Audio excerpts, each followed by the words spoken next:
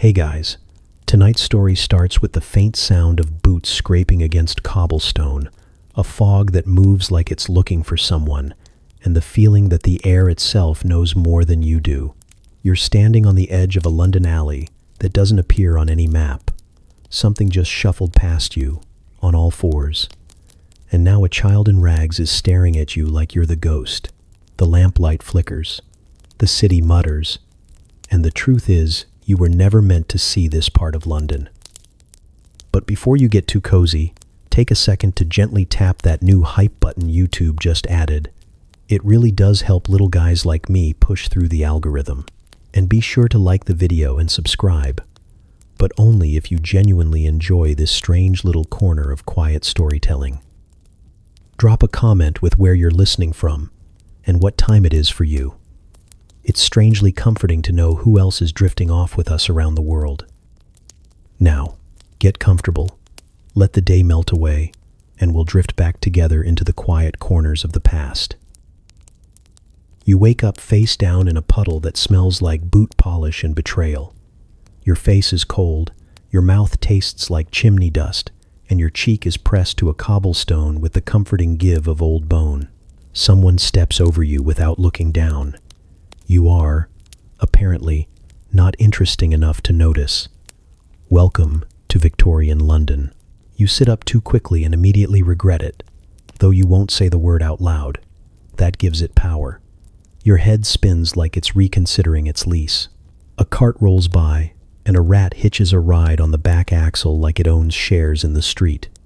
The fog is not so much hanging in the air as it is clinging to everything.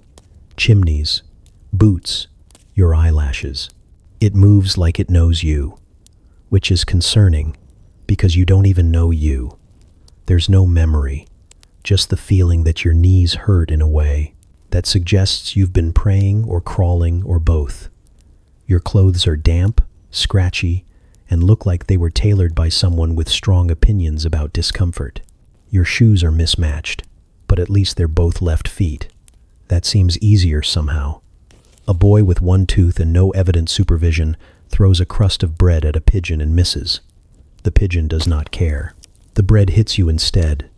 He stares for a moment, as if trying to determine if you're a person or just unusually shaped garbage. Then he moves on. You're not offended. You're not entirely sure he was wrong. The street groans beneath a line of workers trudging toward a smokestack, belching what might be industry, or maybe just grief, in particulate form. Their faces are streaked with soot, their eyes with something heavier. A man coughs so hard his hat falls off. He doesn't pick it up. A dog sniffs it, sneezes, and keeps walking. You begin to suspect this city is running on fumes and mutual avoidance. A woman shouts from a second-story window, yelling something about pigs and trousers. It's unclear whether those are two separate issues or one truly spectacular scandal. Below her, a child with a wooden spoon is chasing another child with no spoon and much fear. There is laughter. It might be malicious. It might be joy. Here, they seem interchangeable. You stand, or try to. Your left leg does something treasonous.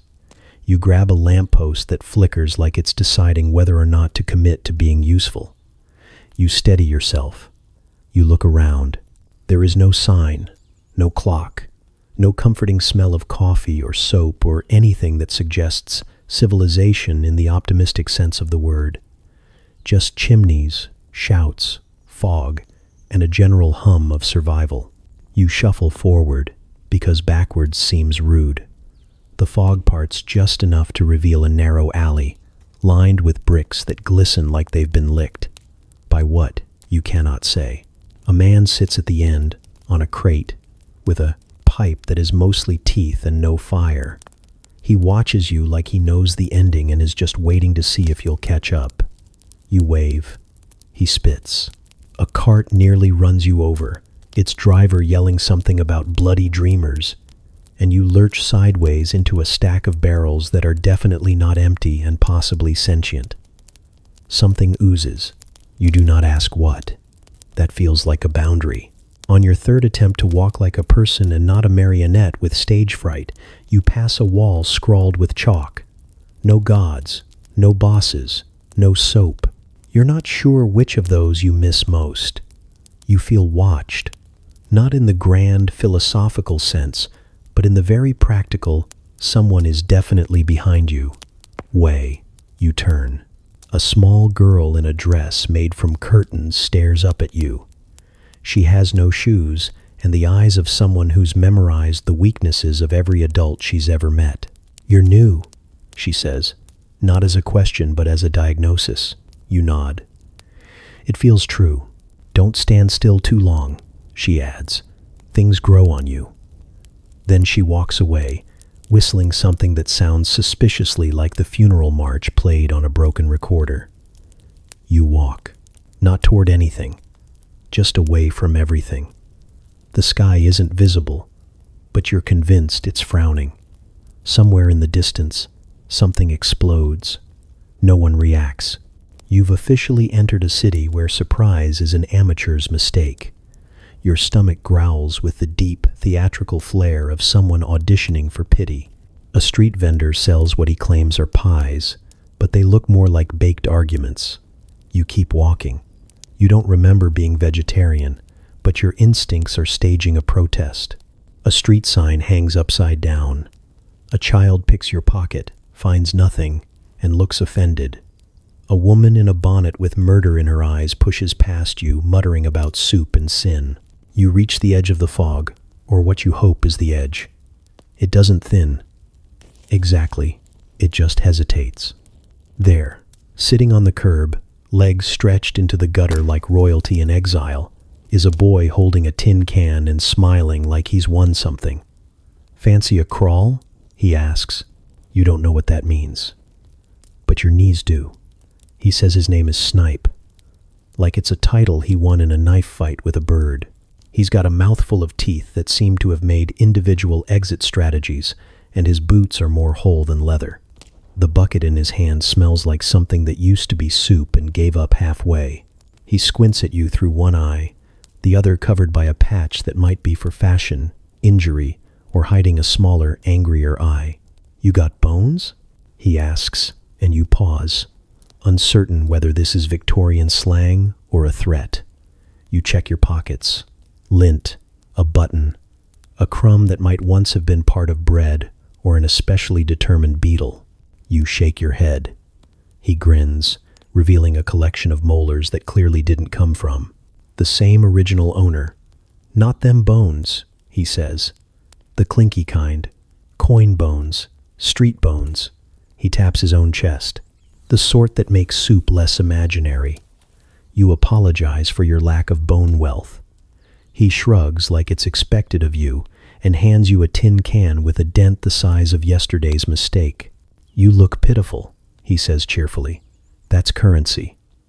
The can is warm, sticky, and smells faintly of onions and despair. You turn it over in your hands, trying to find the side less likely to cause tetanus. Snipe is already moving, his bucket swinging like it has opinions. You follow. The street is more puddle than path, and the puddles are more soup than water. You step over something that might be a hat or a very quiet rat. Snipe whistles tunelessly as he walks, occasionally stopping to shout something like, "Oi," or "Put that goat down." Without further explanation, he settles by a lamppost that leans slightly to the left, like it's given up standing straight for a city that doesn't notice. He plants the bucket with a loud clunk and plops down beside it. You sit too, trying to mirror his posture, which involves one leg bent, one stretched, and a general air of defeat worn like a scarf. Right, he says, pointing at the street. Now, look sad. You try your best. He stares at you, unimpressed. No, that's garden variety glum. I need tragic orphan. Think droopy. Think Dickens after someone kicked his puppy. You attempt a face that says you've never known joy and once watched your last crust of bread float down a sewer grate. He nods, satisfied. Much better. Now shake the can, gently, like it's got dignity. You shake it. It makes a sound like embarrassment in metal form. No one looks at you. A woman with a cabbage under one arm and judgment under the other glares in your general direction. Snipe grins at her like he's just proposed marriage. She walks faster. An old man shuffles by. You jingle the can. He spits near your shoe and mumbles something about youth these days, which is inaccurate on several levels. Snipe nudges your elbow. That's good, he says. If they're angry, they noticed you. That's step one. You watch him work. He doesn't beg. He performs. 1 minute he's limping like his leg's about to fall off. The next he's breakdancing with his eyebrows. He tells a story about a whale that lived in the Thames and taught him to read. A child gives him half a roll. A woman tosses a coin and doesn't even stop walking. He pockets both with the grace of a man who knows miracles come crust first. You ask him how long he's been doing this.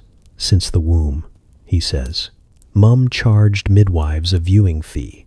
Told him I was glowing. Might have been jaundice.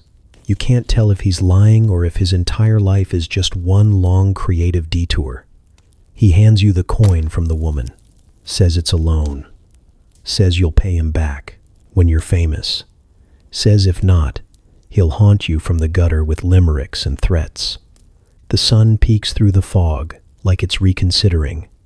Somewhere nearby, a dog barks with conviction. A cartwheel snaps. A child yells something about trousers. The city churns on. Keep your chin down, Snipe says, squinting at you. You're too clean around the eyes. No one trusts clean eyes. You smear something on your face. You don't ask what it is. He smiles approvingly. Now you look like you belong, he says, and that settles in your chest like a compliment or a diagnosis. He stands, stretches, and tosses the bucket over his shoulder.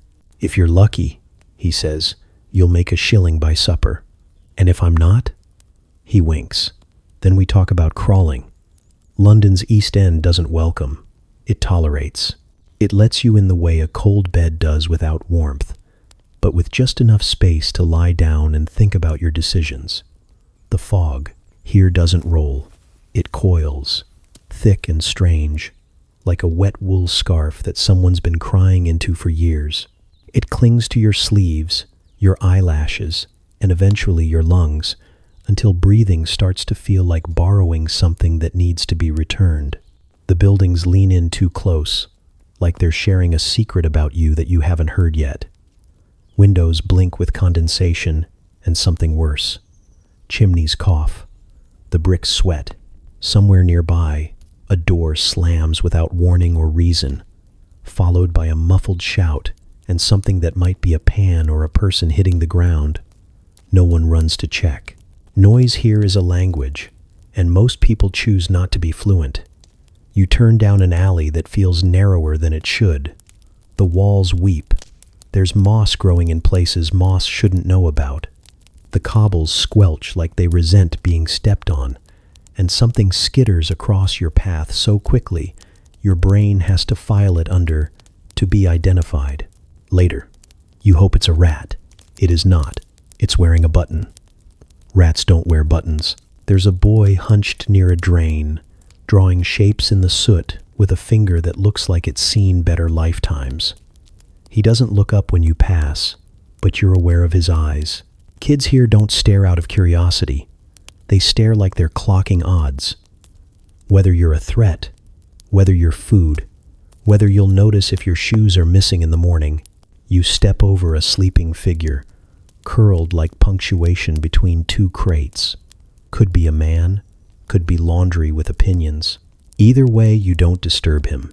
He might be dead, or napping, or both. You're beginning to understand. Those aren't mutually exclusive here. The fog thickens around your knees. You can't tell if the street is sloping downward or if you're slouching. You pass a butcher's shop with no sign, just a hook in the window and a faint smell of boiled questions. A woman steps out, apron stiff with something that used to be edible, and tosses a bone into the street. 3 dogs appear, silent and fast, fighting over it like it holds the answer to a riddle no one asked. One of them makes eye contact with you. It has one ear and half a conscience. You look away first. A man in a hat, too fine for this part of town, emerges from the fog like an accusation. He walks like he knows where he's going. He also walks around puddles, which means he doesn't belong here. Everyone else walks through them. He disappears before you can decide whether to follow or fear him. There's a sound, wet, close, the kind that makes your shoulder blades tighten on instinct. You turn your head slowly, too slowly. A shape disappears behind a stack of crates, human height, not walking, dragging. You don't call out. That's not how things work here. If you name it, you invite it. You just keep walking, a little faster, not running because that would make a noise. And noise is currency you can't afford. Someone whistles a tune just behind the wall to your right. The notes are wrong, too slow, like the song is drunk or mourning. You don't know the words, but your skin does. It starts itching, like it's trying to leave without you. The fog parts just enough to reveal a lamp that isn't lit, hanging from a crooked post like a tired thought. Beneath it, a girl sits on a step, plucking feathers from a pillow that doesn't look like it came from her home. Her hands are too steady for comfort. She hums the same song you heard behind the wall, and when you pass, she stops, mid-note, and whispers, "He's watching again," then goes back to plucking. You don't ask who. You already know. The fog. It's not natural here. It doesn't rise from the river. It doesn't fall from the sky. It lives. It waits. It wraps around ankles, seeps into ear canals, whispers in voices that don't belong to mouths. You try to turn left and find the street you came from. No longer exists. Or maybe it does, but not for you. That happens sometimes. Directions are polite suggestions in this part of town. The alley you do find leads you between two buildings that smell like vinegar and broken promises. A window opens above you and tips out something warm and awful. You dodge, barely. It steams beside your foot. You hear it again, the dragging, closer now. But when you spin around, the alley's empty. Not even fog there, just stillness. Like the city is holding its breath. A door creaks open behind you. A hand appears, wrinkled and stained with something that probably once had a name. An old woman peers out, one eye too big, the other not big enough. "You walkin'?" she asks. You nod. She snorts. "Then you ain't seen it yet." Then she slams the door, and the fog returns like it's exhaling. You meet her near the tannery, though to say you meet her is generous. It's more accurate to say she appears, mid-conversation, like you're the one who interrupted. One moment you're wondering whether the smell is coming from the tannery or your own coat, and the next, she's there, perched on a stack of crates like a gremlin with posture. They call her Duchess. No one can say why. Possibly irony, possibly fear, or possibly because she once bit a man for calling her ma'am. She wears a curtain like a shawl, a curtain that's seen things and doesn't want to talk about them. Her feet are bare and blackened, though whether from grime, frostbite, or sheer defiance, you can't tell. She eyes you with the squint of someone who's survived things that would kill God. "New," she says, like an insult. You smell like questions. You open your mouth to respond, and she spits a coin at your foot. It makes a dull sound, like a cough that didn't finish. You stare at it. It's real. Bent, yes. Coated in something best not identified, absolutely, but real. "Don't thank me," she says. "It's cursed, but you'll spend it anyway." All of us do. You're not sure if she means money or something less spendable, like innocence or toenails. She snorts, reaches into her coat, no pockets, just folds and produces another coin, which she flips between her fingers with the skill of a magician or a pickpocket priest. "They say the city's got two stomachs," she continues, "one for the ones that walk and one for the ones that crawl. Guess which one digests slower. You guess, silently. She nods, not because you're right, but because she's going to say her piece regardless. You're in the second stomach now. Welcome. It's damp. It gurgles, and it doesn't let go. A man nearby sneezes into a rag and keeps walking. The fog is thick, but around the tannery it's more of a paste. The air stings like it's disappointed in you. You try not to breathe too deeply. Duchess lights a pipe with something that smells like burnt hair and optimism gone sour. You want to survive, she says, not asking. You learn 3 things. Don't drink puddle water unless you saw where it came from. Don't trust anyone with both eyebrows. And never, ever take the shortcut behind the fishmonger's cart after midnight. Not because of the fishmonger, because of what isn't the fishmonger. You blink. She spits another coin. You try asking her name, her real one. She ignores you with the kind of practiced grace that suggests she once ignored royalty. A cat wanders by, stops at her feet, and drops a dead mouse like an offering. She thanks it and tucks the mouse into her coat.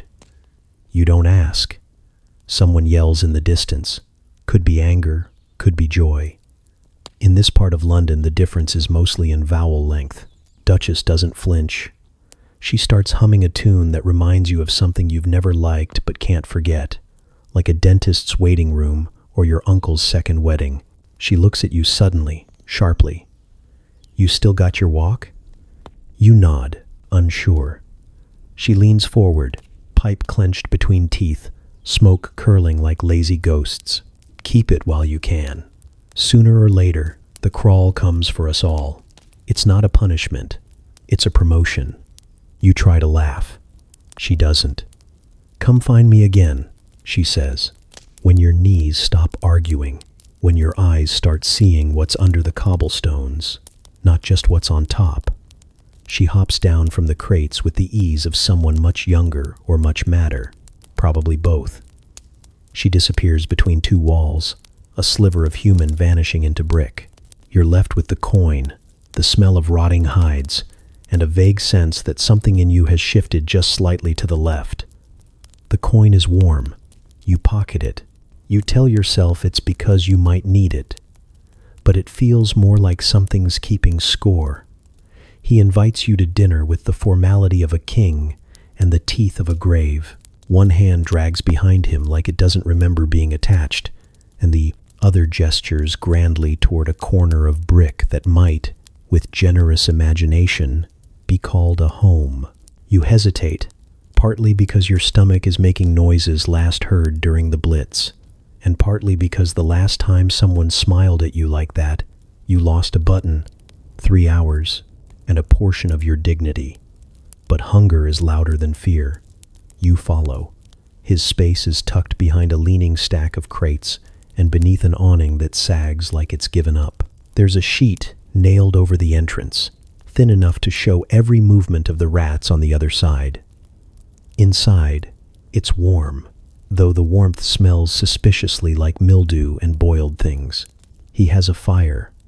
Technically, it's more of a smoldering suggestion in a can, but it glows and makes the shadows twitch. He scoops soup, if you can call it that, from a tin pot that looks like it's been retired twice and brought back in an act of vengeance. The contents are gray, viscous, and have the unsettling habit of shifting when still. He offers you a tin cup. You take it. He grins like he's just handed you treasure. It tastes like warmth and wrongness, like something that once tried to be food but got distracted halfway through. There's a chew to it. Something wriggles. You chew anyway. Hunger doesn't care about standards. It barely cares about species. The crawling man watches you eat, like he's proud of you. His eyes are clouded but sharp, like marbles covered in soot. He sits back, his legs folded beneath him in ways legs shouldn't fold.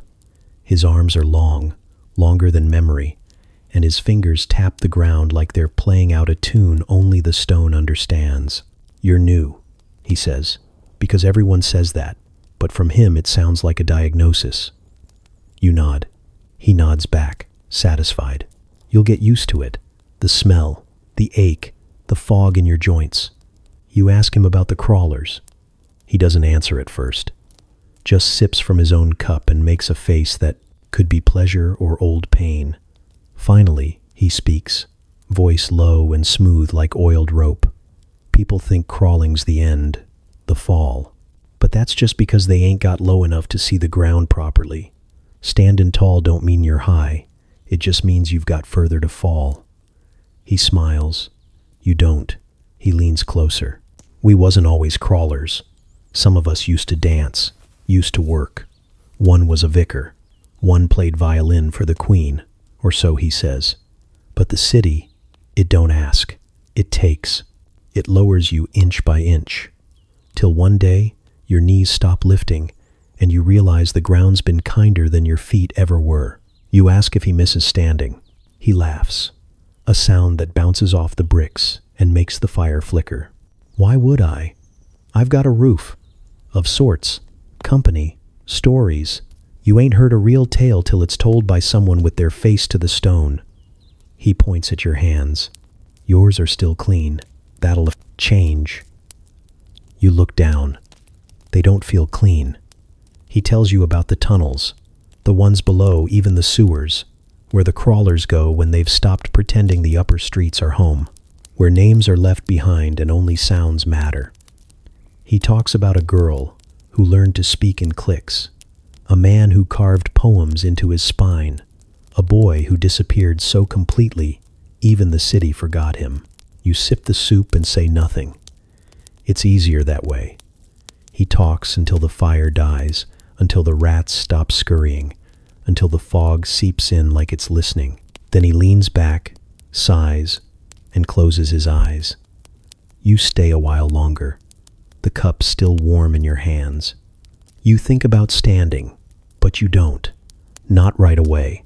It starts with the rattling, soft at first, like a rat dragging a thimble, or bones playing dice under a wool blanket. The kind of sound you ignore on account of everything else. Already making noise, snoring, orphans, coughing that sounds too wet to be, casual, and the nightly creak of wood under things that shouldn't be walking anymore. But the rattling keeps going, and it keeps getting closer. The others whisper about it like it's weather. Cold tonight. Soup was thin. The floor's rattling again. No one seems surprised. No one seems curious. You, for reasons unclear even to yourself, are both. You tell them you'll go check. They stare like you've announced you're marrying a shadow. Someone offers you a candle with more wax than flame. Another girl crosses herself, then remembers she doesn't believe in anything anymore and pretends she was just scratching her chest. The workhouse floor is a patchwork of sorrow and splinters. Everything creaks, but not in that friendly, old house sort of way. More like the building is actively reconsidering its contract with gravity. You press your ear to the boards near the back corner of the dormitory, where the light doesn't quite reach and the dust moves like it's alive. There it is again. Not just rattling now, but skittering. Something big, something not trying very hard to stay hidden. It moves like it owns the place, like it's checking on you. You find the trapdoor by accident, or maybe it finds you. There's no handle, just a square of floor that sounds wrong when you knock on it. Hollow, offended. You pry it open with a fork you borrowed from dinner and never returned. Below is darkness. Not just absence of light darkness, but don't look too long darkness. The kind that gives off suggestions instead of shadows. You go down anyway. The ladder is rotted and slippery, and it smells like the inside of a forgotten mouth. You drop the candle. It goes out on impact, which feels personal. The last rung gives way, and you fall, knees first, into a puddle that clings with enthusiasm. You stand, eventually, and realize your shoes are not standing with you. They've made other plans. The cellar stretches farther than the building should allow.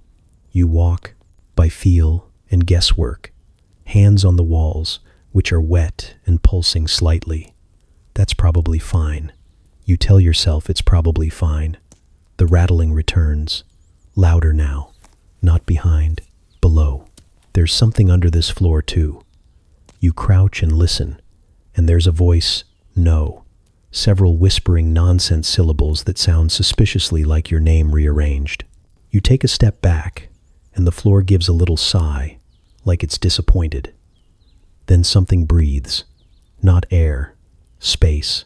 The air around you bends, heavy and still, and the stone beneath your feet hums like it's remembering a song. You see something move in the dark, no shape, just motion, a drag, a shift, a rattling that's not metal, not quite. You run, or something like it. Your legs work, but the direction feels optional. The cellar seems longer than it did, or wider, possibly both. You're not sure if you're going in circles or if the room is. The door, if it was ever real, isn't where you left it. Something laughs. It's high and dry, like paper folding wrong. It echoes without a source. You throw your hands out and hit a wall that wasn't there before. Then a door that is.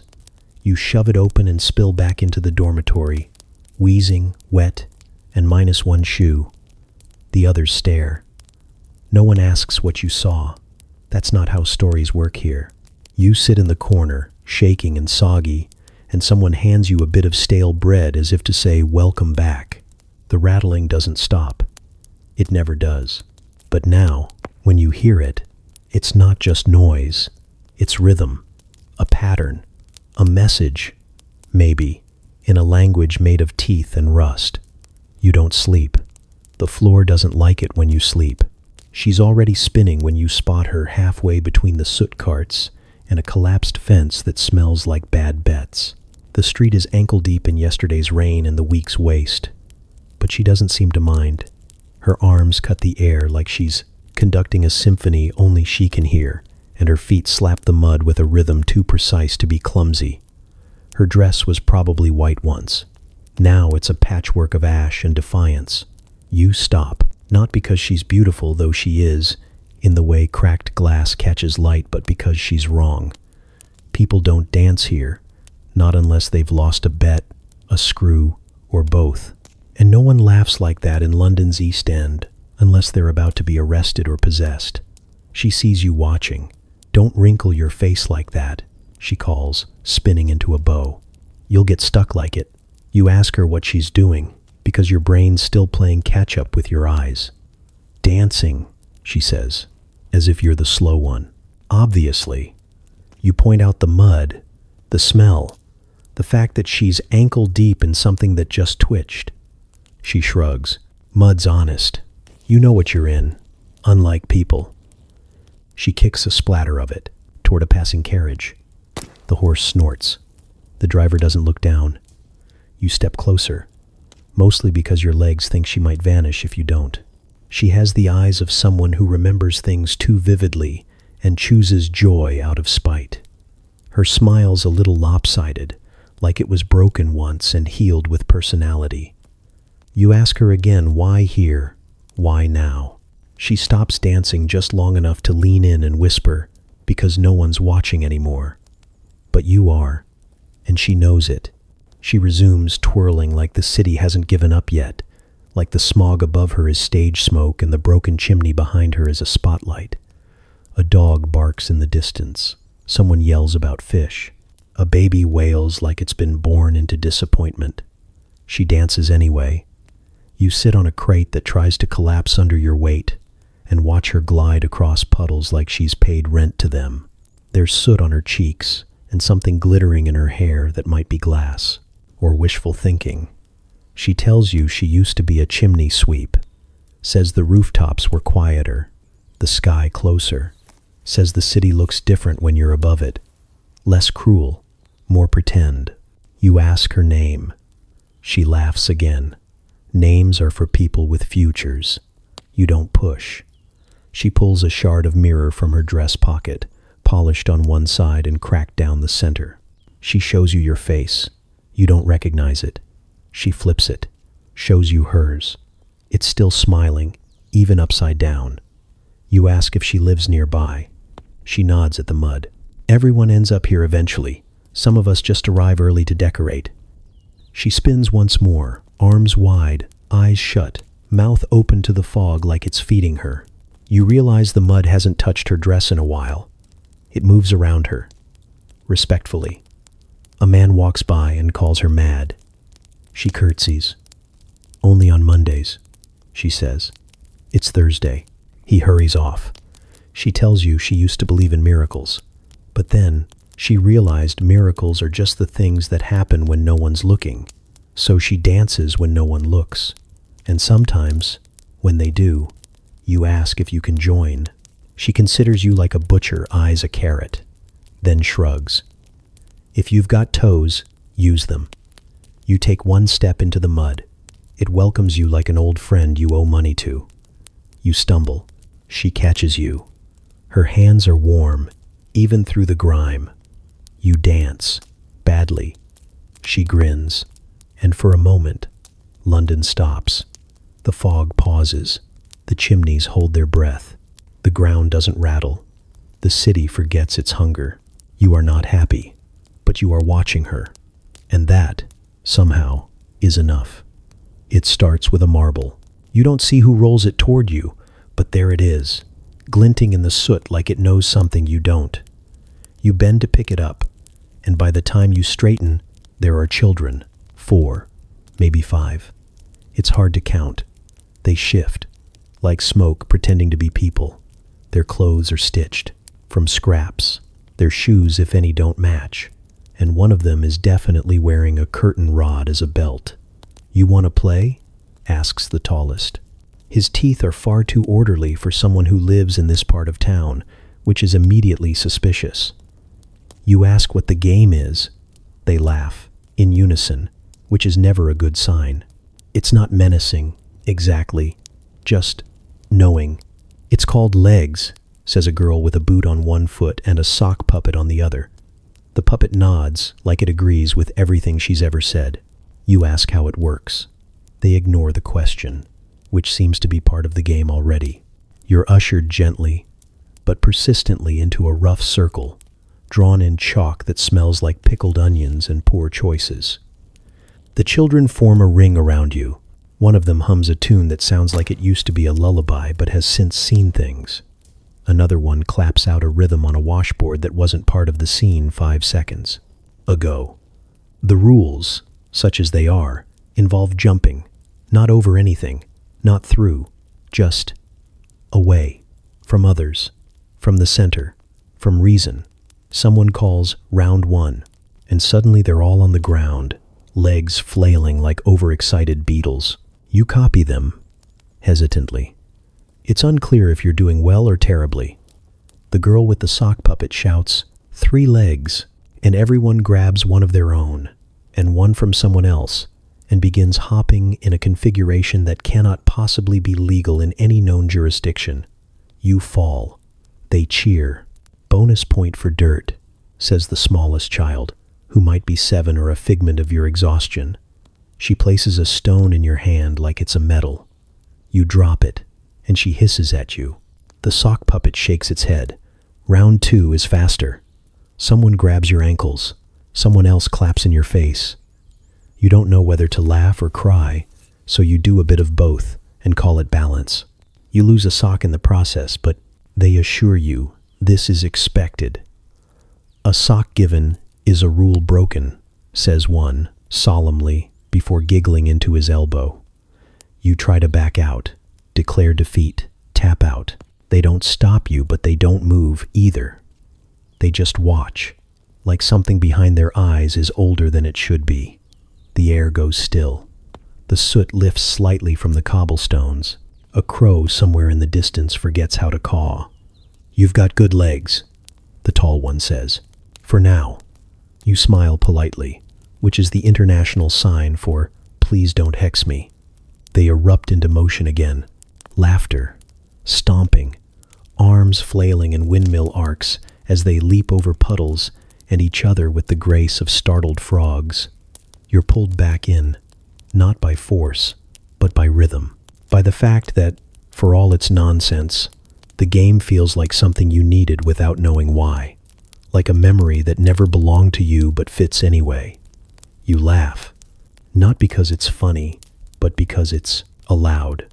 The game ends when someone yells, "Too many knees," and everyone collapses in a heap of limbs and wheezing. You land on your back, staring at a sky that might be blue.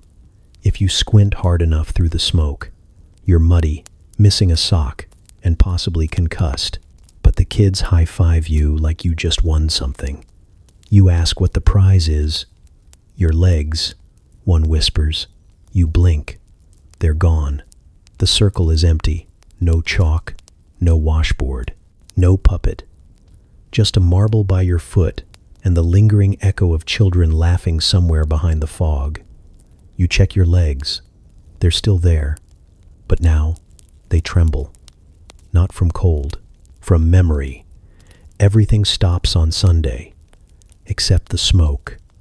The smoke has its own religion, and it doesn't rest for anyone. It rises from the chimneys in fat gray columns that curl over the rooftops like they're late to a funeral and intend to make an entrance. The bells ring, not out of holiness but habit, and somewhere a woman yells at a pig for trespassing. It's Sunday in London. The city exhales, but it doesn't clean its lungs. You follow the others to the makeshift chapel, a room that used to be a bakery, then a pawn shop, then possibly a crime scene. Now it's a church. The walls still smell faintly of yeast and disappointment. A wooden crate serves as a pulpit, and the preacher is a man with more hair on his coat than his head. They call him Father Blight, though there's no evidence of ordination. He waves his arms like he's conducting lightning, eyes wide, mouth wider. "Bread," he shouts. "Bread is the body of the Lord, unless you can't afford it, in which case, it's the body of greed." Everyone murmurs amen, because it's safer than not. You sit on a crate near the back beside an old woman muttering about rats with souls. Snipe is here too, half listening, half looting the collection plate with the subtlety of a crow at a picnic. He winks when he catches your eye, then pockets a coin with such practiced grace you almost applaud. Father Blight keeps preaching about bread, though by the sound of it, his true gospel is hunger. His voice rises and falls like the tide, but saltier. The bakers hoard the wheat. The rich eat the crusts of our bones. But we, he slams his hand on the crate, we will rise like dough in the heat of righteousness. Someone claps. Someone else sneezes. A baby cries with perfect timing. You try to listen, but your stomach interrupts with an eloquent growl. The woman beside you offers a crumb from her pocket and says, "It's yesterday's, but so are we." You take it, chew carefully, and hope it wasn't moving before you started. Halfway through the sermon, a commotion breaks out near the door. A man with a sack too full for honesty bolts past the preacher and into the street. Snipe stands, sighs, and says, "That's my sack." Then he runs after him, barefoot and delighted. The congregation scatters like pigeons after a gunshot. Father Blight doesn't miss a beat. "See?" he booms. "Temptation steals from the faithful. The Lord's loaf is never safe." He climbs off his crate and snatches something from behind you, your boots. "Donation," he declares, not looking at you, and darts out the side door with the holy energy of a man late to his own scam. You stare at your now sock-covered feet, then at the door, then at the ceiling. The ceiling stares back. You chase him. Outside, the air tastes like soot and judgment. The street is alive again, Sunday or not. London never stays still for long. You weave between carts, leap over puddles, and nearly trip over a man selling questionable sausages. Ahead, Father Blight sprints with your boots tucked under one arm, sermonizing between breaths. The meek shall inherit gasp, whatever they can catch. You catch him near a pub called the Limping Swan, which is fitting. He's cornered by a group of crawlers, all crouched low, their eyes reflecting the lamplight like damp coins. One of them hisses, another coughs, something wet, and laughs about it. "Brothers," Father Blight says, raising your boots like an offering. "Shoes for the shoeless, proof of divine providence. One crawler snatches a boot, another bites it, nods in approval, and hands it back. They mutter something about soft souls, good trade. You're not sure whether they're admiring or appraising. You demand your boots. Father Blight looks wounded. You deny the poor? He gasps. On a Sunday? You remind him he is the poor, and it's your Sunday. The crawlers laugh, an eerie, wheezing sound like air escaping through the cracks of the world. One of them tosses your boots back, and you catch them, barely. Father Blight bows as though he's been defeated in a duel of morals. Bless you, child. May your steps be guided by grace and grime alike. Then he vanishes into the fog, lighter by 2 coins and any pretense of dignity. You walk home barefoot, boots slung over your shoulder, socks soaked through. The bells ring again, distant and hollow, like they're laughing too. The smoke keeps rising, always does. It doesn't rest, or pray, or repent. It just keeps moving, like the city beneath it. You drop the coin by accident, or maybe the street tilts. Either way, it slips from your fingers like it's been waiting for the chance, bouncing once on the cobblestones before skittering straight into a drain between 2 slabs of wet stone. The sound it makes, as it disappears, soft, metallic. Final somehow feels personal. You crouch, muttering words unsuitable for Sunday school, and peer into the grate. It's narrow, crusted with rust and soot, and it stinks of rotted cabbage, forgotten teeth, and something worse you can't name. Most drains swallow and forget. This one lingers. You whisper down into it. Nothing happens. You consider moving on. It's just a coin. It wasn't even yours. Originally, Snipe gave it to you, which doesn't guarantee legality. Still, it had weight, hope, potential pie. You give the grate a gentle kick. It spits. The coin clinks against the metal, launches up like it's been fired from a slingshot, and lands at your feet warm, wet, and somehow heavier. You stare at it, then back at the drain. Then it whispers your name. Not loud, not angry, just casual, like it knows you. Like you've shared secrets over lukewarm stew and stolen matches. You did not tell it your name. You didn't even say hello. You stand quickly, too quickly, and your knee pops like it's trying to leave your body. The street around you is quiet. Not the usual London quiet, which includes yelling, distant pigs, and the clink of 100 hungry cups. No, this is hush quiet. The sort of quiet that feels bought. You hear your breath. You hear the drain breathing with you. You take a step back. The coin rolls forward. You do not pick it up. Behind you, someone coughs. You spin. No one. The fog, the cart tracks, the brick walls, all exactly where you left them. But the grate is still watching. You can feel it, like it's waiting for you to say something worth hearing. You crouch again, just far enough to see the lip of the hole but not fall into it. What do you want? You whisper. The drain gurgles. Something below it shifts wet cloth on stone or maybe flesh. A dragging sound, like something rearranging itself into a more conversational position. Come closer, it whispers. You do not. The coin pulses once. Just a flicker of heat under the grime, like it's remembering the sun. You ask how it knows your name. You do not expect a real answer. It laughs.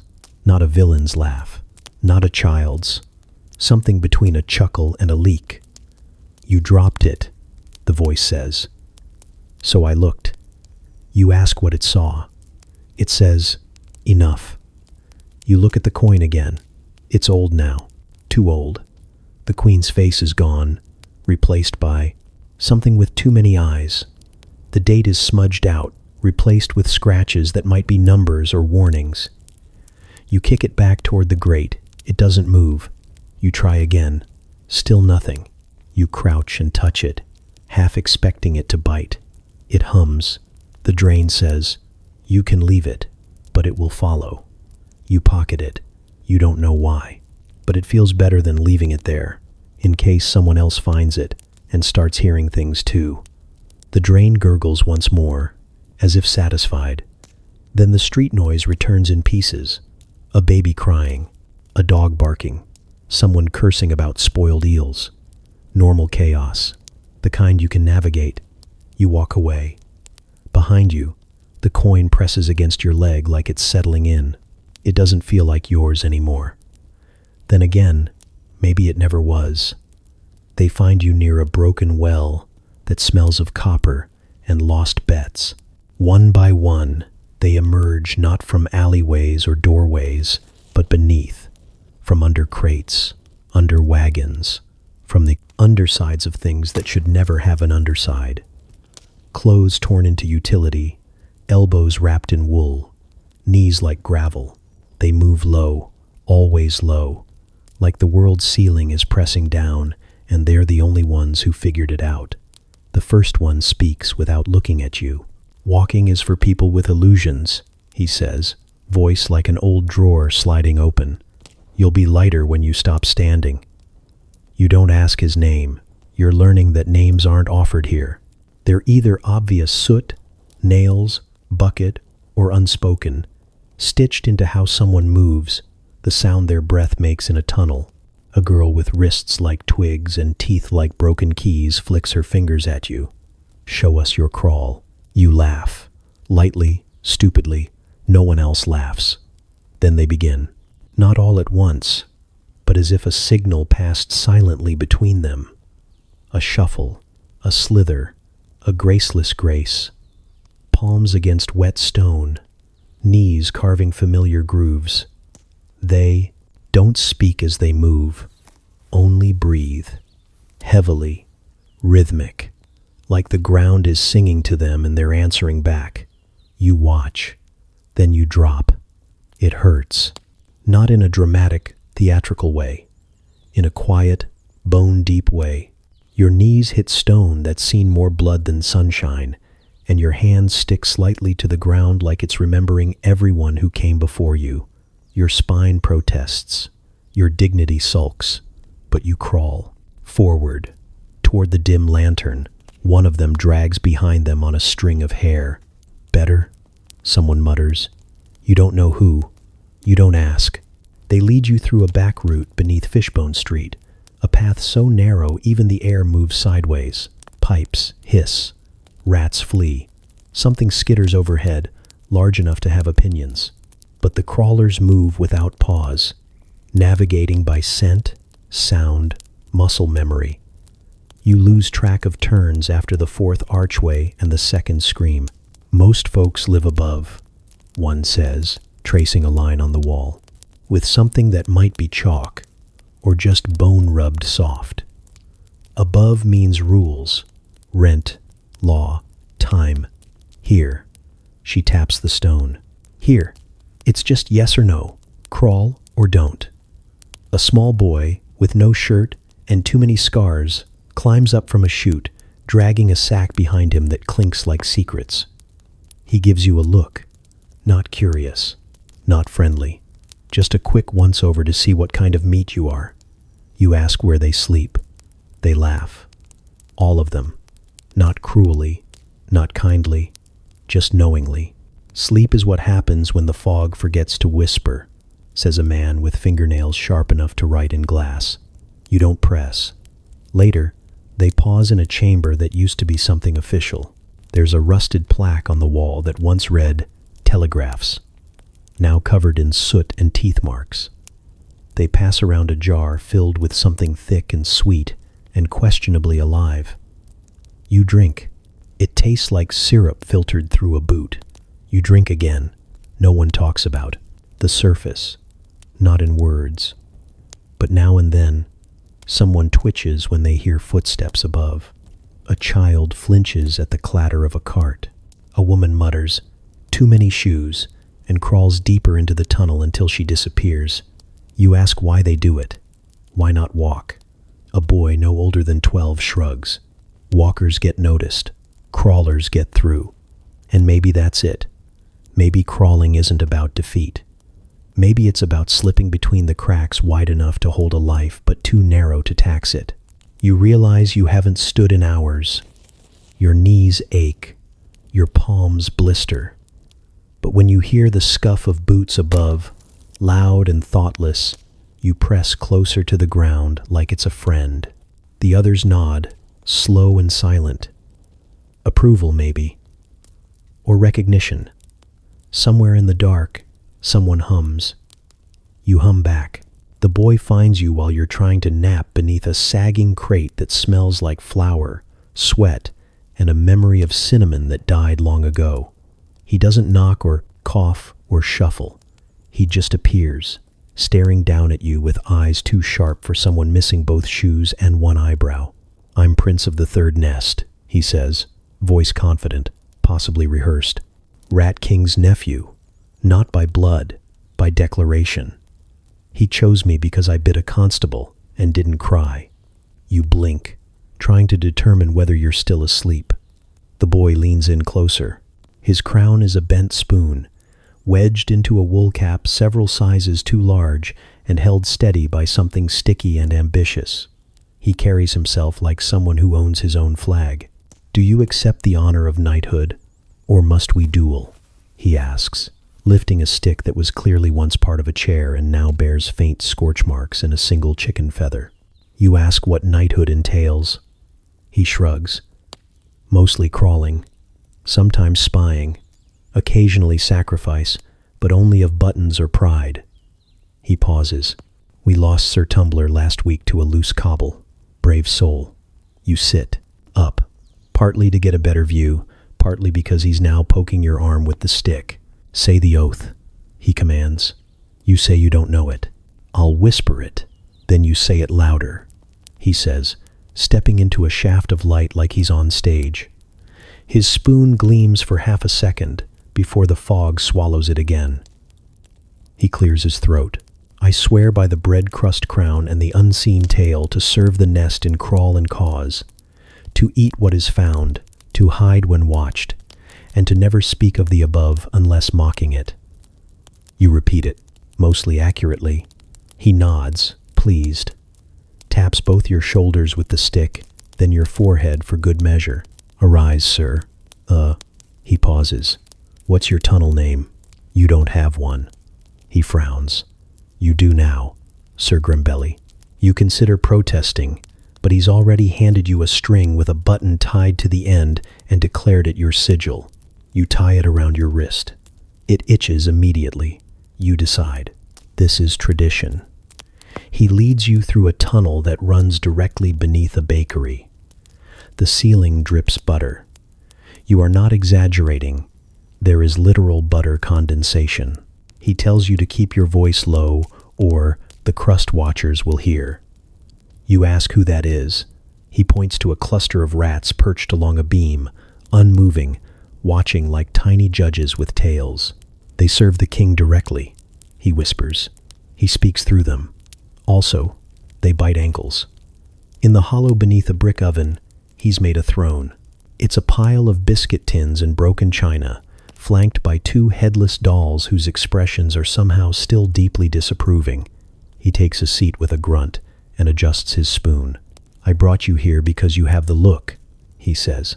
"The look of someone who stopped looking up." "You don't know what that means," he explains. "Walkers always look up.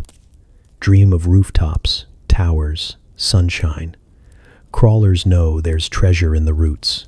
Dead, man's pockets, forgotten prayers, secrets with teeth." He points to a small sack behind his throne.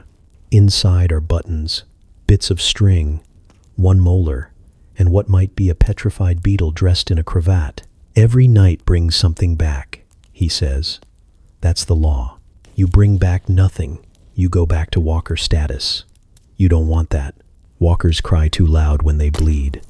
You nod solemnly, as is custom. He gives you a map. It's a crumpled piece of pastry paper with a single X and a lot of enthusiastic arrows. Follow the grease. If you get lost, sniff for vinegar. That means you're near Pickle Bob's tunnel, and he owes me. You ask if the Rat King is real. He leans forward, spoon glinting again. He's real when you need him. That's the only kind of real that matters down here. Then he smiles, the kind of smile that's missing a few parts but makes up for it with confidence. Go now, Sir Grimbelly. Return before dusk, or the pipes start singing. You crawl away on butter-slick brick, with a button sigil bouncing at your wrist, the echo of laughter behind you, and just the faintest hope that whatever waits at the X doesn't have more than one head. So begins your first mission for the nest. You smell it before you see it.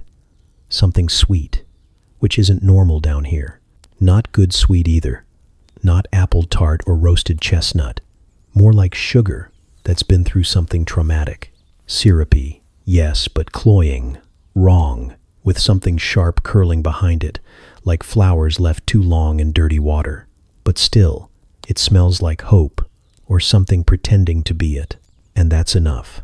So you follow, past the cracked barrel and the heap of broken violins someone swears is a shelter, past Snipe, who's picking something from his ear and waving hello with the same hand, down a corridor where the bricks sweat and the floor hums beneath your knees.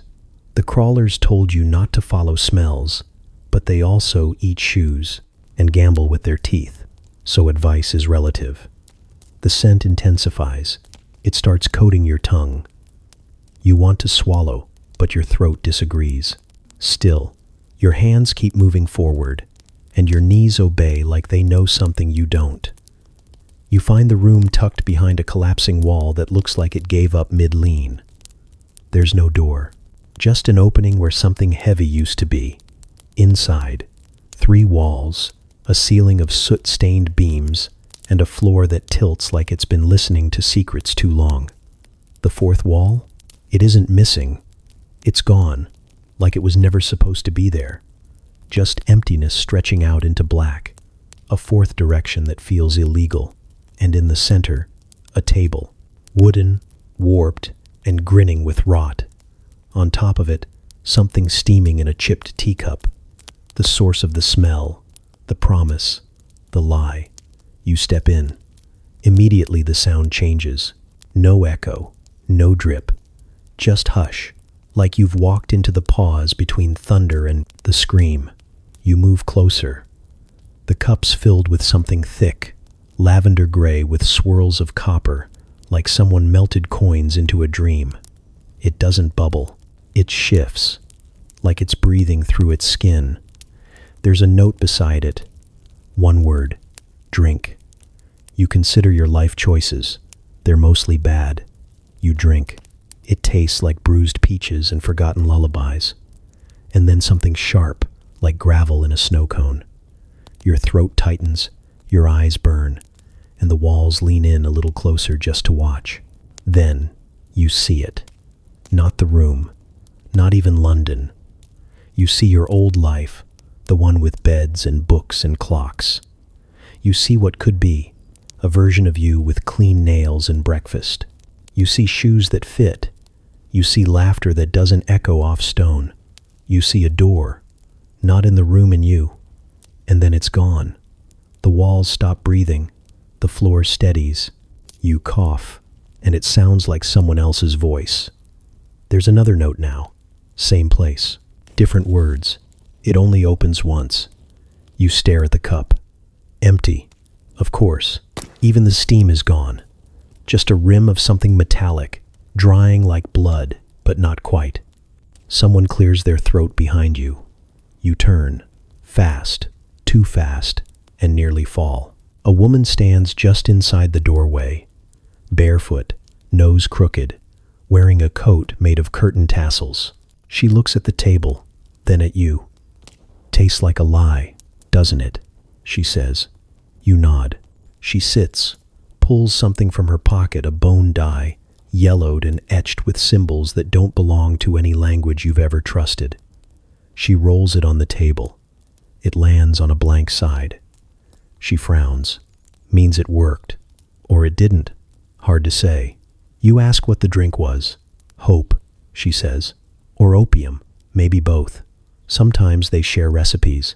She offers you the die. Your turn. You roll. You don't see what it lands on, but her expression changes. "Better crawl fast," she says, standing. Sometimes the fourth wall comes back. You turn to leave. The door is gone. The fourth wall has returned, and it's smiling. The room is warmer than you expect, though that might just be the number of bodies in it. Or parts of bodies, anyway. You stop counting limbs after 7 elbows, none of them in the places they belong. No one rises to greet you. Most couldn't if they tried. A man with half a leg and a full beard nods from his cot, which is less a bed and more a suggestion of one. He gestures to a dent in the floorboards that might be available. You take it. The walls are too close together, too low, too wet. The ceiling drips. It's unclear if it's water or ambition trying to escape. A cracked lantern flickers in the corner like it's fighting sleep. No one speaks for a while, except a girl in the corner who mutters chess moves to herself and occasionally shouts check at no one. Eventually, someone passes you a tin plate with a biscuit on it. It's not shaped like food. It's shaped like something that used to be cursed and then got bored. You chew it anyway. It doesn't give. You chew harder. It wins. "That's Brenda's baking," says the man with the beard. "We don't ask where she gets the flour, or the oven, or the religion she's clearly cursed us with." A laugh ripples through the room like a memory someone dropped and everyone stepped on. It's not cheerful, but it's communal. A kind of ritual. You join in, not because it's funny, but because not laughing feels dangerous here. The silence has teeth. A woman with no fingers rolls a cigarette using only her elbows in astonishing spite. She lights it on a nail driven halfway into the wall, which glows faintly red like it's been used before. "So," she says, voice hoarse and papery, "what did you lose?" You pause. "Hope?" Someone offers. "Dignity? I lost my kneecaps to a goose once. Vicious one. Had a vendetta. I lost a tooth to a bet," says another. "The bet was I couldn't swallow the tooth. I won." "I lost my heart to a boy named Cecil," Brenda adds from the other side. "He gave it back, but by then it had mold." The girl in the corner says bishop to C4 and starts weeping softly. You tell them you haven't lost anything yet.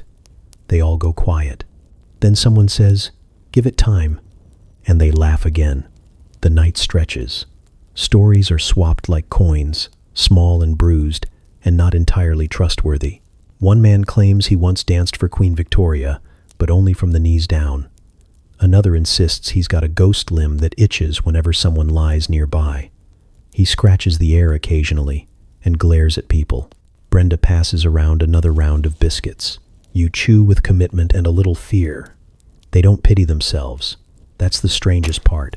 They make jokes, bad ones, worse than yours. There's an entire debate about whether a missing arm makes you more aerodynamic or simply more mysterious. Someone invents a game called Guess What's Gone, which ends when Brenda pulls up her skirt and no one wants to play anymore. But underneath the jokes, there's a hum, a kind of pressure. Like the walls remember screams and are waiting for the encore. Like everyone here is balancing just slightly off-center, using laughter as a cane. You feel it too, that creeping bend inside you, that tilt, the slow slouch toward whatever this life is becoming. Later, when the lantern goes out and the room breathes heavier, you lie on your dent in the floor and listen to the sounds of people sleeping crooked. You don't sleep. You just count the breaths and hope none stop. The man with the beard mumbles something in his sleep. You think it's your name, or the name you used to have before all this started. You press your fingers to your face, just to feel that it's still yours, still whole, for now. They arrive smelling like starch and sermons, the kind of clean that's suspicious. White, gloves, not for warmth, but for appearances. Shoes with soles that have never touched real mud. A face like it's never been cold long enough to forget its own shape.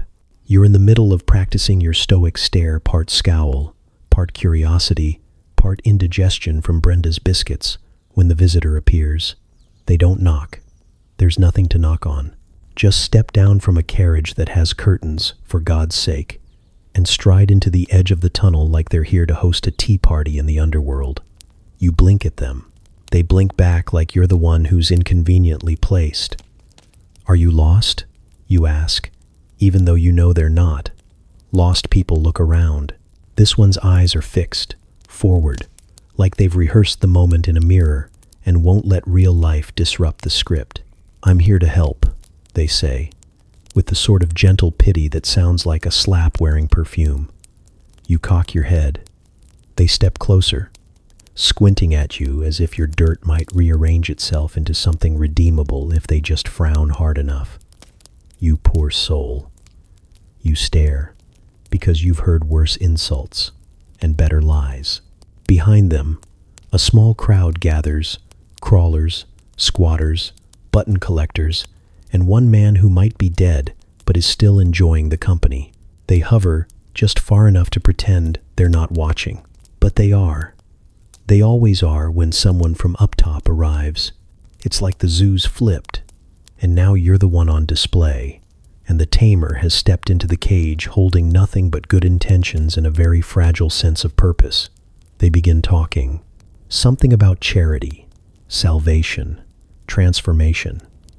They say the word clean 5 times in a single breath. They mention a mission house with hot water and new names. We give people new names, they say, like that's a kindness and not a theft. You ask what's wrong with the old ones. They don't answer.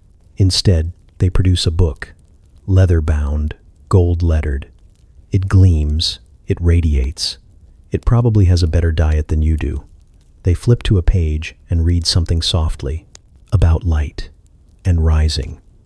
You listen because silence costs less than confrontation, but your fists clench anyway, not out of rage, not yet, but from the memory of every time someone came down here pretending the world was just stairs and willpower, like dirt wasn't sticky, like hunger didn't make decisions for you.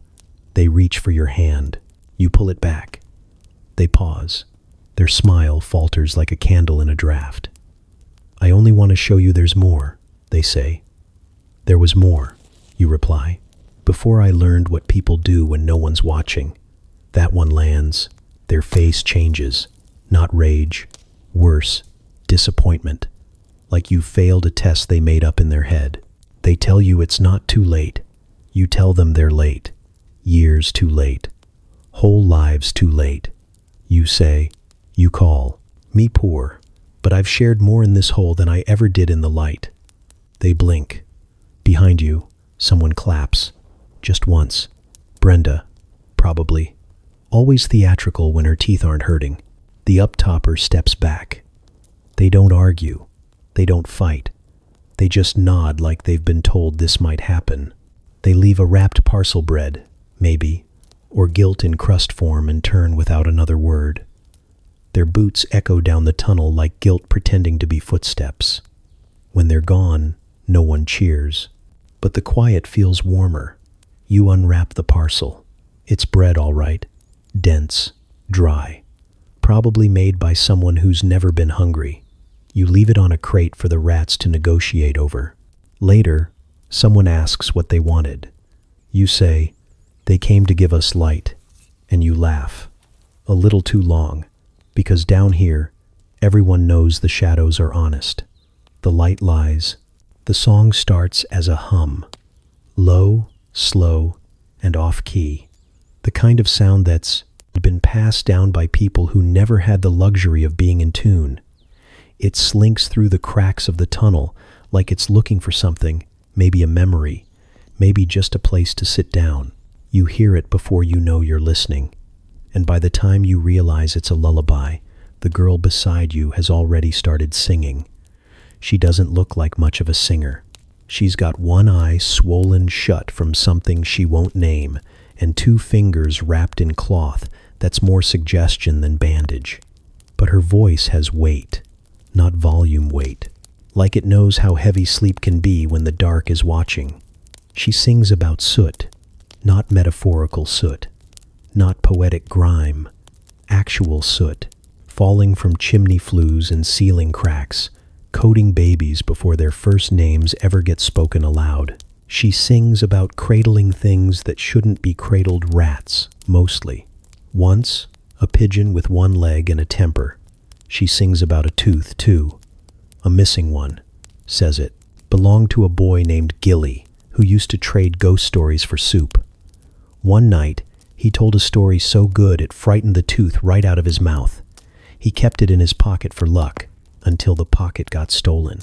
By the third verse, you realize everyone in the tunnel knows it. Even the ones pretending to sleep. Even the ones who only hum. One old woman in the corner mouths the words but doesn't make a sound. Her lips twitch like they're remembering how. You ask what the song's called. The girl shrugs. Gutter lullaby, she says. Or dog song. Depends who you ask. You ask why. She points to the last line. The one about a dog that hasn't barked in 20 years. Not because it's dead. Because it's listening. Always. And the crawlers sing so it knows where they are. Knows they remember. That dog kept the fog back. Someone mumbles. You turn. A man with no eyebrows and a hat made of newspaper is staring at you like you've forgotten something vital. Kept. The bad air from curling under your ribs. You sing. It hears. It keeps the worst things sleeping. You look down the tunnel. You wonder what qualifies as worst. The song ends with a hush. Not silence. A hush. Like the walls are holding their breath, waiting for a chorus that never comes. The girl lies down, wraps herself in a coat that isn't hers, and hums one more note, soft as soot. You lie down too. You find yourself mouthing the words without meaning to. They don't rhyme. They don't even quite make sense. But they fit. Like clothes handed down too many times, torn in places, but warmer than anything new. You don't sleep right away. Your mind keeps spinning on that final line. The dog, the hush, the idea of something ancient and toothless curled in the dark, ears perked. Not dangerous, not quite, but present. Waiting. You ask the man with the newspaper hat if the dog was real. He shrugs. Maybe. Then he leans close, breath like rusted teapots. But I ain't heard a cough in days. And nobody's gone missing all week, so I'd say the song's still working. You think about that. You hum the first few lines again, under your breath this time, just in case. And somewhere, in the distance where the bricks sweat and the fog forgets your name, something shifts. Listening. The cobbler lives in a stall made from 4 crates and half an umbrella. The umbrella's lace, torn and stubborn. It offers no shelter but plenty of atmosphere. His tools hang from strings above his head like kitchen herbs or threats. The stall smells like wax, damp leather, and a kind of sadness that's forgotten how to cry properly. He doesn't look up when you approach. His hands are too busy pretending this matters. A single boot rests in his lap brown, with brass eyelets and a heel that could double as a weapon. It's beautiful. A contradiction. Polished like it's got somewhere to be, even though it never will. No customers, he mutters. Before you even speak. His voice is dry, cracked, but not unkind. Not in years. Feet are out of fashion down here. You look down. His legs end just above the knees, wrapped in clean linen, folded neatly beneath him, like he's sitting on the idea of walking. He sees you looking and smirks, not with bitterness, but with the kind of practiced ease that says he's told this joke before, and it still gets a laugh from someone, usually himself. Still make shoes, he says, better than most who still stand. You ask why. He holds up the boot and shrugs. Sanity mostly, structure. Some people pray. I make souls. You can't tell if that's a pun. He doesn't blink either way. The shoes around him aren't ordinary. Some gleam. Some have buttons instead of laces, or heels made from carved bone. One pair glows faintly blue in the dark, like someone bottled moonlight and stitched it in with catgut. None are the same size. You don't ask why. You're afraid he'll answer. He gestures to a pair near your foot. Worn green leather, square toe, crooked seams. Try one, he says. Not both, just one. Balance is overrated anyway. You hesitate, but he's already watching you with those unreadable eyes, so you pick up the left shoe and slide it on. It's warm, not in a way that suggests it's been sitting near a stove. Warm like a memory, like you've worn it before. Maybe in a life where you read newspapers that weren't used for insulation. You stand. Something shifts. The tunnel feels brighter. Or maybe you do. You open your mouth to say something clever and stop, because when you do speak, your voice has moved 3 boroughs west. It lilts. It twirls its R's. It says, indeed, without irony. The cobbler bursts out laughing. Ah, he says, that one belonged to a conductor, spoke 12 languages, and none of them convincingly. Thought shoes were the soul's autobiography. You try to take it off. It doesn't budge. Give it time, he adds. It'll let go when it's ready. You ask what happens if you wear both. He goes quiet. His fingers twitch toward the boot in his lap, then stop. Some doors only open when you forget how to walk backwards. It sounds profound, or dangerous, or like something someone once carved into a wall before vanishing forever. You thank him, awkwardly, and turn to leave. The shoe taps with confidence on the stone floor, like it knows where you're going before you do. As you go, he calls after you, leave it by the gutter when you're done. The right foot's still waiting. You nod. Not because you understand, but because the shoe does. At first, it's just a flicker, a sound not quite yours, tucked between breaths. You think it's someone else crying, or laughing, or coughing in reverse. The tunnels echo strangely, and sometimes your own thoughts come back wearing a different voice. Then the flicker becomes a dream. Not a full one, just impressions. Rusted, iron gates, and the crunch of glass under bare feet. A name you don't remember having. A door with a handle made of knotted hair. You wake with your hands clenched and your mouth full of dirt, even though the ground is dry. Snipe says you were howling. Says he was about to throw a boot at you, only stopped because he thought maybe you were singing. The next night, it happens again. This time, the dream smells like milk gone bad and lamp oil. You're kneeling on a stone floor. There are bones beside you, not fresh, arranged oddly in rows. Someone speaks in a language made entirely of vowels. You nod like you understand, and you do, at least in the dream. You wake up sobbing, not the tidy kind, the kind that surprises you, like it's being wrung from somewhere behind your ribs. You try to swallow it, but the sob fights back. It climbs out of you like it's escaping a fire. The others don't say much. Brenda gives you half a biscuit and tells you to sleep in shifts from now on. Says full night sleep's a fool's luxury. Duchess mutters that dreaming is what happens when the city is feeling lonely. Wants someone to talk to, so it rattles your insides till they answer. Tunnel dreams, she says, pointing to her temple. Some folk get 'em. Means the smoke likes you, or it's digesting you slow. You don't know which is worse.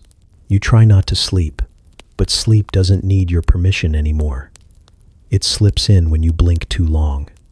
It waits in corners. It hums lullabies in the drip of leaking pipes. And every time it drags you down, it leaves you with something sticky clinging to your thoughts. A number, a child's shoe, the name Evie, etched in soapstone. You don't know who she is, but you miss her so much your teeth hurt. One night, you dream you're crawling again. Not here. Somewhere else. Grander. A ballroom, maybe, before the roof fell in. You're wearing gloves that don't fit and dragging your limbs like they're borrowed. People around you move the same way. Not dancers, not beggars, just movers.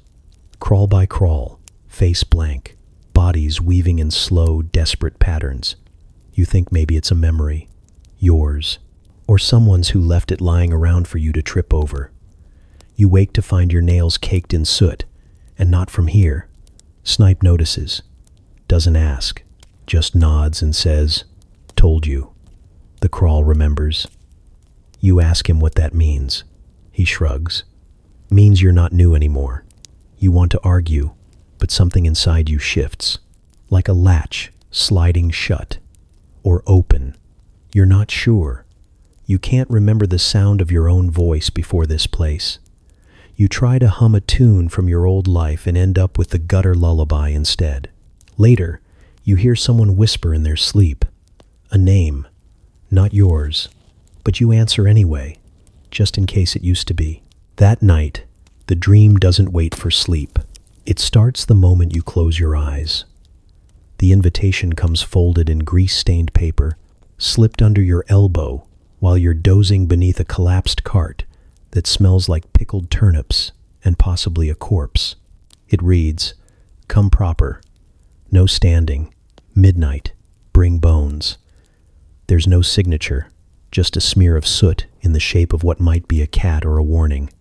Either way, you go. Midnight in the East End feels like a dare.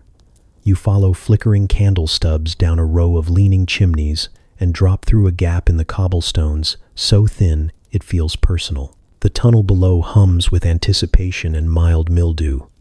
You crawl, because walking is not only frowned upon, it's forbidden. A boy with copper teeth hisses at a man who tries to stand. He doesn't try again. The ballroom, or what's left of it, is below a shattered skylight. Glass crunches softly beneath knees and palms like frozen sugar. The moon peers through the broken panes above, offering judgment or just curiosity. It's the fanciest ruin you've seen yet. Ripped red drapery, bent, chandeliers, a pile of shoes in the corner, none of them in pairs. The music creaks out of a phonograph that looks like it escaped a fire, dragged itself here, and is now making the best of things. Everyone crawls. A woman in a tulle skirt stitched with buttons glides past, dragging her feet behind her like forgotten dreams. Snipe wears a cravat made from a curtain tie and bows exaggeratedly each time he bumps into someone. You've never seen him so polite. It's terrifying. Then someone hands you a bottle, the label's scratched off. The liquid inside glows faintly, like it resents being contained. It smells like turpentine had an affair with peppermint. Snipe grins and whispers, "Footshine. Best not ask what's in it."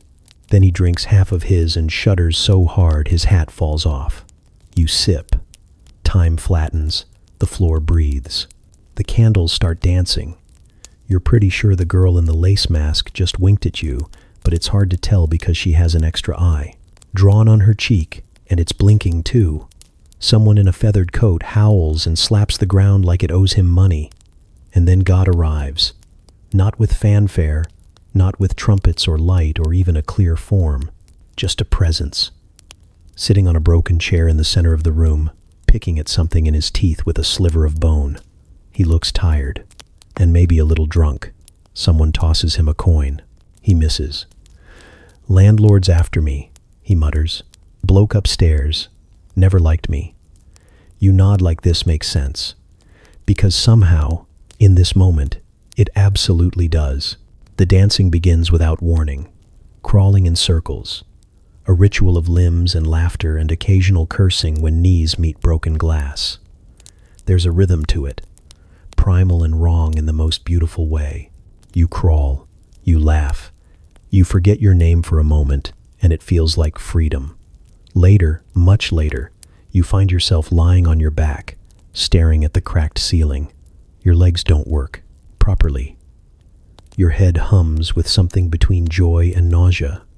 God's gone. So is Snipe. The phonograph is playing something that sounds suspiciously like a hymn, or maybe it's just rewinding. You roll to your side and see a girl clutching a bottle of Footshine like it's a relic. She's humming through her teeth, eyes closed, smiling like she knows tomorrow won't be better, but tonight didn't ask it to be. No one stands when they leave. Some limp. Most crawl. You do too. Not because you have to, because after a night like this, walking would feel dishonest. They wake you before dawn, if dawn even matters down here. A boot nudges your ribs, like it's not entirely convinced you're alive. Duchess looms over you with a scarf tied like a crown, and a look that says, congratulations or condolences hard to tell before tea.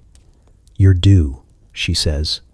No explanation, no breakfast, just that.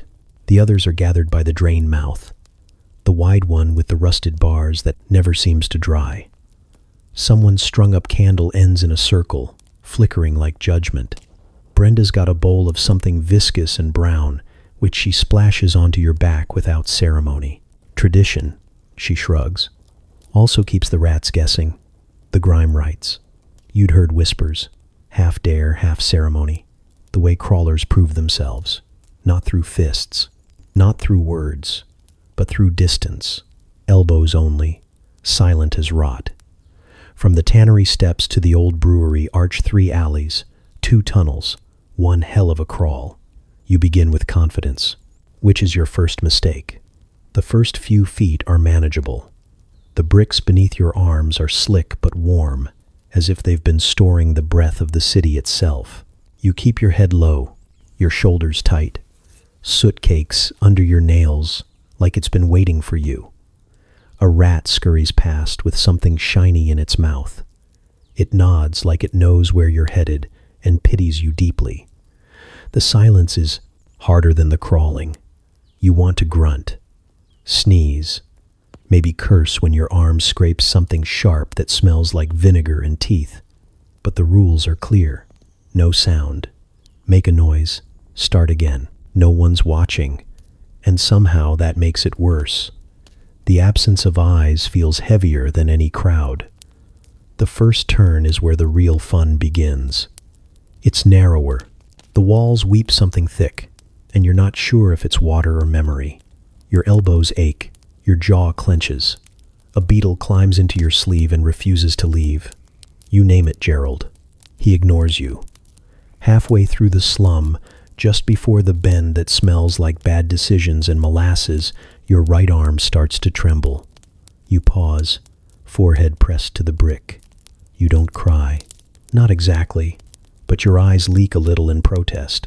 The grime accepts the offering without thanks. You keep going.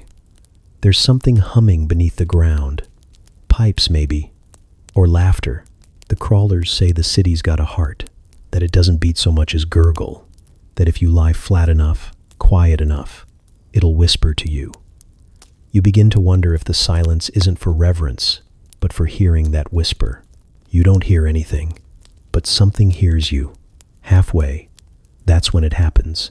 Your arms give. Not all at once, but like a debt being collected in slow increments. Your shoulders sag. Your elbows slide. You sink forward into the filth and lie there, gasping silently through clenched teeth. Your breath tastes like copper and charcoal.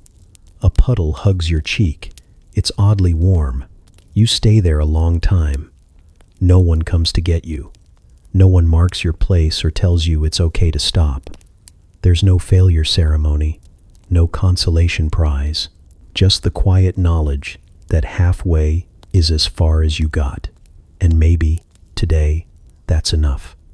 You crawl back, not for pride, but because the ground behind you is familiar now. It's accepted you, at least in part. When you finally emerge, Duchess offers you a crust of bread and half a nod. You'll try again, she says, and the worst part is, you believe her. It slips through the soot like a thread you can't quite catch. A sound, light as ash but sharp enough to cut your name. Not the one you've been using, the one stitched together from guesses and accidents. The old one, the real one. The name you buried somewhere between a puddle of teeth and a half-eaten biscuit. It echoes again. You stop, mid-crawl, forehead pressed to a damp stone that smells like moldy onions and resignation. The street behind you sighs like it's letting you go. Ahead, fog curls low and slow, clinging to the gutters like it's afraid to be alone. You push up to your knees, then to your feet, breaking the unspoken rule of crawling. No one stops you, they just watch. Snipe is halfway through a game of spit-knuckle with a one-eyed girl named Tuesday. He pauses long enough to glance up and mutter, "Don't follow the smoke. It remembers too much." Then he goes back to losing on purpose. You ignore him. The name calls again. It doesn't sound like you thought it would. There's no comfort in it. No lullaby. It's clipped and rusted, like it's been kept in someone's mouth too long. But it's yours. Or was. You follow it through alleyways that slant sideways and doorways that weren't there yesterday. Past two men arguing over a fish that looks like it might still have plans. The fog thickens. It breathes. You pass a stall selling broken violins and burnt paper. A child with charcoal fingers offers you a smile with too many teeth and none of them her own. She says nothing, but you feel her watching even after you turn the corner. That's when you see the mirror. It's propped between two bins and a door with no handle, cracked down the middle, smudged with fingerprints that don't match yours. The frame is iron and rust and something that once wept. You know you shouldn't. You know better. But you look. It looks back. Not at you, exactly. At the version of you that stopped being useful. The reflection blinks first. Its face is yours, but cleaner, younger. Too clean, in fact. Like it's never tasted ash or slept on brick. Its clothes don't smell like cabbage nightmares. Its eyes aren't ringed with soot and questions. And its mouth doesn't twitch when it hears footsteps in the dark. You hate it immediately. Then it smiles. Not warmly, not kindly, like it knows something you dropped and can't quite live without. You reach forward. Your fingers meet glass, cold, wet. It clings for a second too long, like it's tasting you. When you pull away, the reflection doesn't. It stays there, palm pressed, head tilted, waiting. Come back, it mouths. But the voice isn't yours, and it isn't kind. You step back. The fog swirls. The name fades again, slipping behind chimney stacks and the silent judgment of a dozen soot-covered ghosts who chose not to chase it. You hear the distant rattle of someone losing a tooth to a bad bet. The city exhales, and you feel it in your ribs. You don't go back the way you came. You don't go forward either. You find a new corner, one that doesn't echo, one that doesn't reflect. You sit, and for the first time in a long while, you try not to remember. The entrance isn't marked. It's just suddenly there, where yesterday there was only a wall with a drawing of a horse mid-sneeze. Now there's a narrow archway humming with light that smells like cinnamon and damp wood, and before you can think twice, your feet decide you're going. The night market doesn't wait for permission. You duck through, and the world folds. The air's warmer here, which is suspicious, and the cobblestones are uneven in a way that makes your ankles remember every bad decision you've made since arrival. Lanterns swing low above your head, casting golden glows on faces you've never seen before but somehow feel like you almost recognize. Not people. Not quite. More like stories in coats. A woman with clock hands for earrings offers you a pastry that pulses slightly when you touch it. You decline, politely. She grins like she knows what you'll dream about later. You pass a stall selling warmth. Literal warmth, bottled in tiny corked flasks. The sign says, 5 minutes of summer. 1 button. You check your pocket. 2 buttons. 1 from your coat.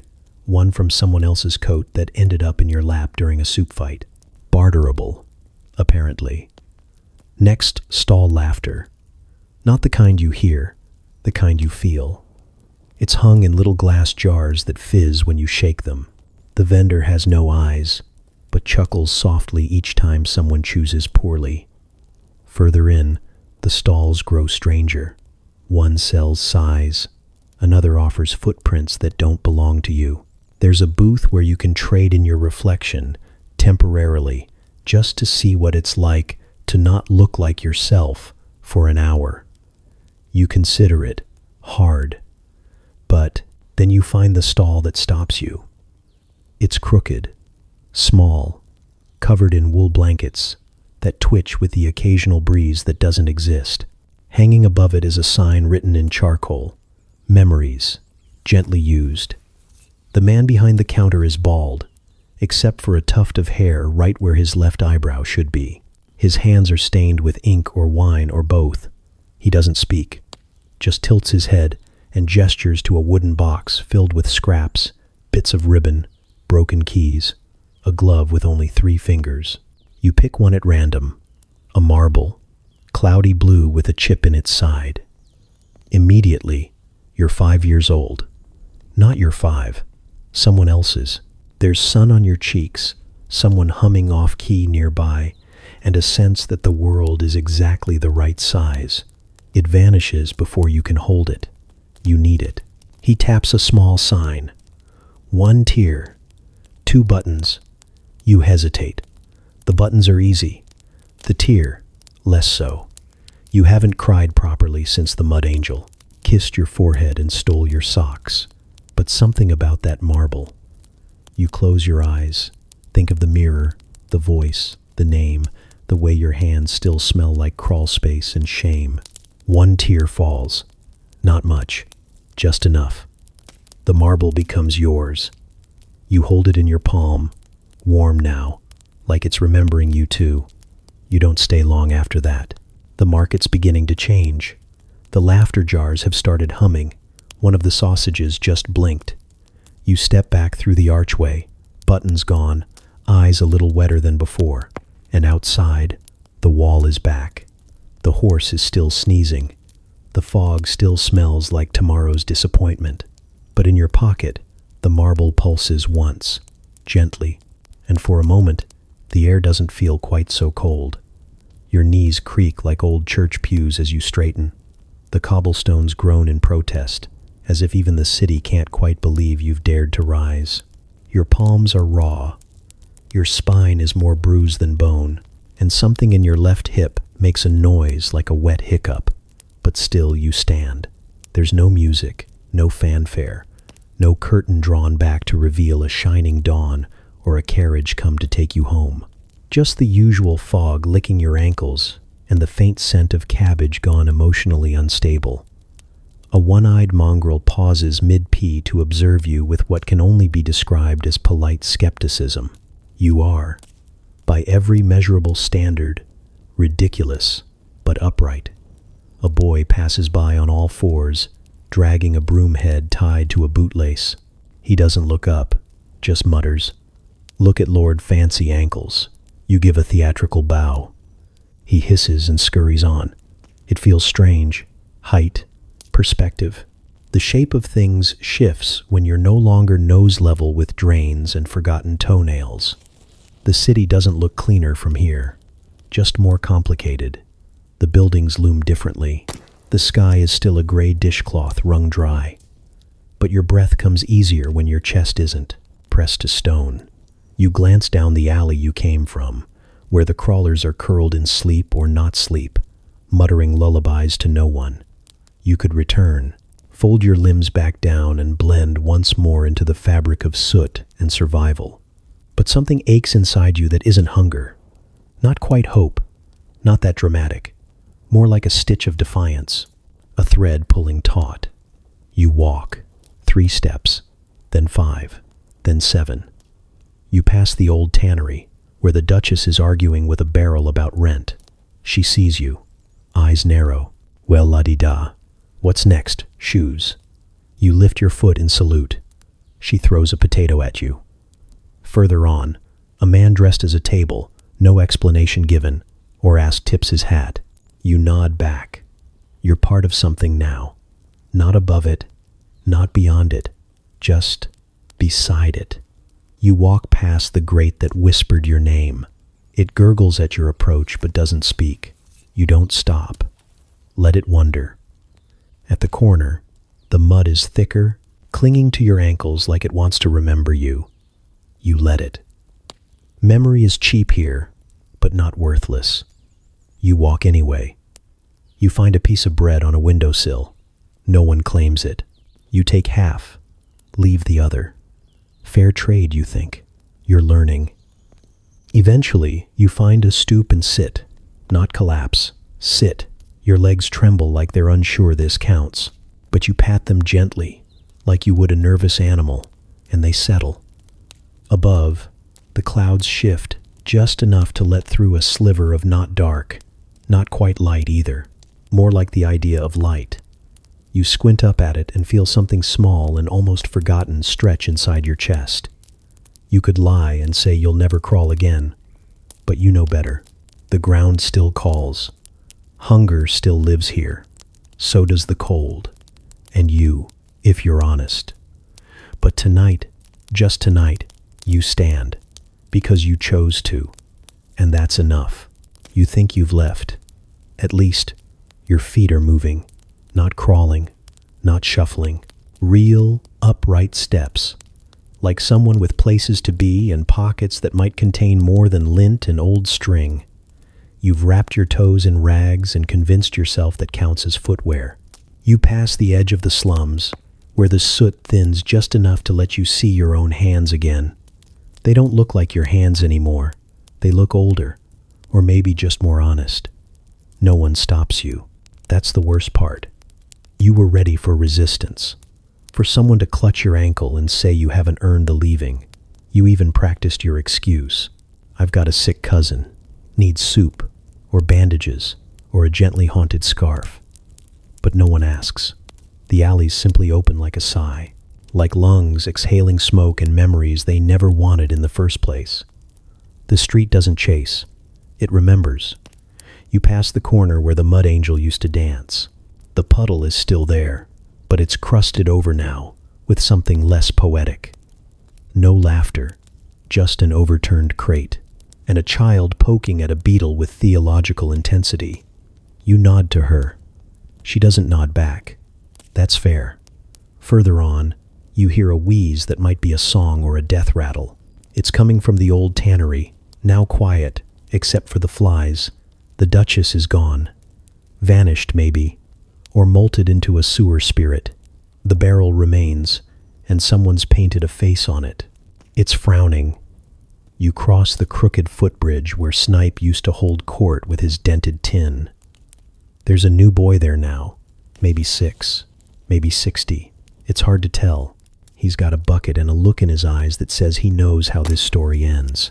You consider tossing him a coin, but remember you traded your last one for a map that turned out to be a wrinkled menu from a long-dead pie shop. You nod instead.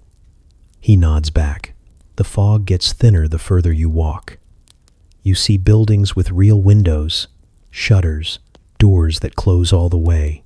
Someone hangs out a fresh sheet, and you flinch like it's a trap. The air smells like yeast and wood smoke, and something dangerously close to optimism. And still, no one stops you.